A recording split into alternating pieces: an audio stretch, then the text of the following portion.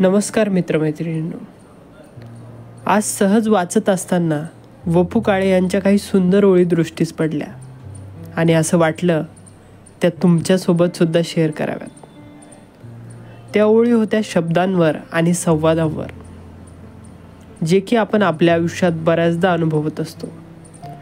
पण कधीकधी त्या स्थितींमध्ये आपण गोंधळून जातो, उलगडण्याचा प्रयत्न करून सुद्धा त्या सुटत नाहीत. तर ऐकूयात ह्यावर लेखक कथाकार वपू काळे काय म्हणतात ते.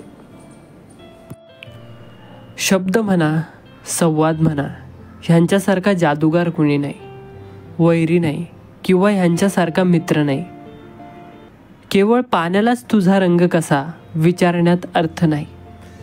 हा प्रश्न शब्दालाच विचारायला हवा.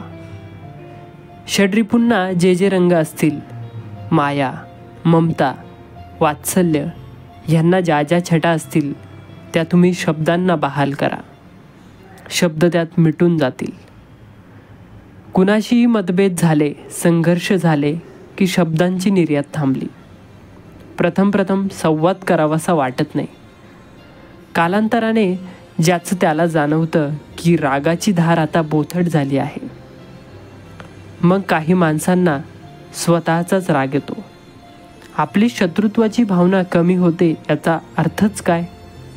वैर भावनेतली सहजता संपते आणि मग जाणीवेने शत्रुत्वाची भावना जोपासली जाते.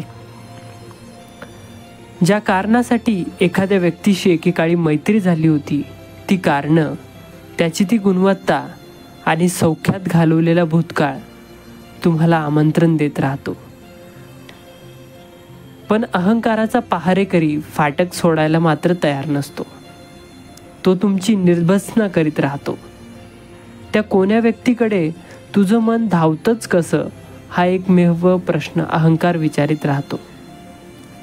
मग अट्टाहासाने वैर जोपासलं जातं.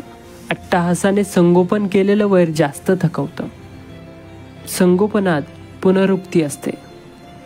त्या पुनरुक्तीत सहनशक्तीची कसोटी असते. ह्याचाच जास्तीचा थकवा असतो. पण एकदा का ते फाटक पुन्हा उघडलं तर पहारेकऱ्याची शक्ती कमी होत जाते. पुनर्मैत्रीत शब्दाचा प्रवास सुरू झाला की अधूनमधून तो पहारेकरी गस्त घालतो. स्वतःची लाज वाटते. पण इथेही पुन्हा शब्द आणि संवाद विलक्षण जादू करतात.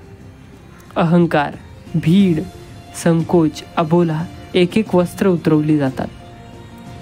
फाटक पुन्हा कायम उघडलं जातं. कुंपणही उरत नाही. फाटक जर कायम उघडच ठेवायचं असेल तर कुंपणाची आवश्यकताच काय? तारुण्यात कुंपणाच्या मानपमानाचे खांब खोलवर गेलेले असतात. वाढत्या वयानुसार जमीन खचू लागली की हे खांब केवळ तारांच्या आधाराने उभे राहतात.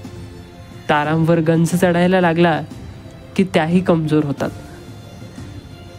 जीवन मरणाची सरहद्द नजरेच्या टप्प्यात आली की त्यांच्या अलीकडची मानवनिर्मिती सगळी कुंपणं नाहीशी व्हावीत असं वाटू लागतं.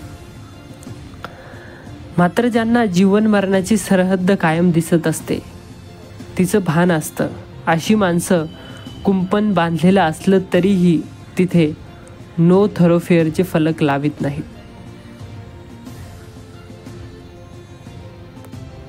तर मित्रांनो, आपण ऐकल्या लेखक वपू काळे यांच्या वपुर्झा या पुस्तकातील काही प्रभावी ओळी.